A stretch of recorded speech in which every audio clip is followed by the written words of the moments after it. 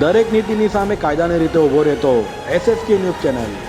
વીર નર્મદ દક્ષિણ ગુજરાત યુનિવર્સિટીની પરીક્ષામાં ગેરરીતિ કરનાર વિદ્યાર્થીઓ યુનિવર્સિટી દ્વારા દંડ ફટકારાશે તેમ જણાવ્યું હતું।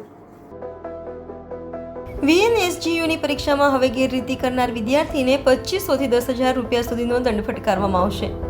VNSGUમાં આગામી 14મી ઓક્ટોબરથી પરીક્ષાઓ શરૂ થઈ રહી છે, જેને લઈ પરીક્ષા પહેલા જ વિદ્યાર્થીઓને નીતિ-રીતિના પાઠ ભણાવવામાં આવ્યા છે। હવે ફેકની જગ્યાએ MPEC અમલમાં છે, જેના નિયમ ખૂબ જ કડક છે।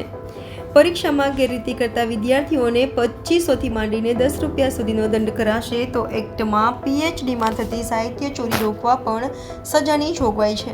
આવા કેસમાં યુનિવર્સિટી PhDની ડિગ્રી પરત લઈ શકે છે। પ્રણામ।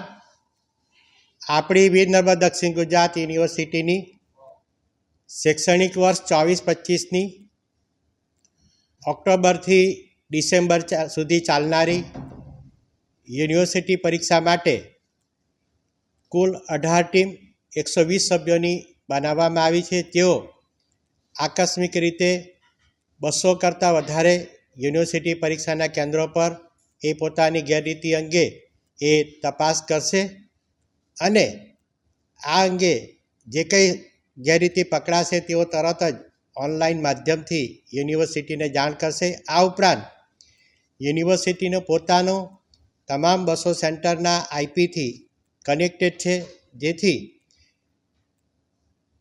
પ્રશ્નપત્ર ખોલવા, પ્રશ્નપત્ર સ્વીકારવા, ઉત્તરવહીઓના બંડલો, આ પ્રકારની જે સંવેદનશીલ બાબતો જે છે, જેને સ્ટ્રોંગ રૂમ કહેવાય છે, તે સ્ટ્રોંગ રૂમ પર પણ 24 કલાક એના કેમેરા રહેશે અને અહીંયાથી એનું રેકોર્ડિંગ ચાલુ રહેશે। આ ઉપરાંત જેટલા પણ પરીક્ષા ખંડો જે છે એનું પણ અહીંયા લાઈવ અમારી પાસે IPથી વ્યવસ્થા કરવામાં આવી છે, જેથી એની અંદર કોઈ પણ પ્રકારની ગેરરીતિ ન થાય। દરેક નીતિની સામે કાયદાની રીતે ઊભો રહેતો SSK ન્યૂઝ ચેનલ।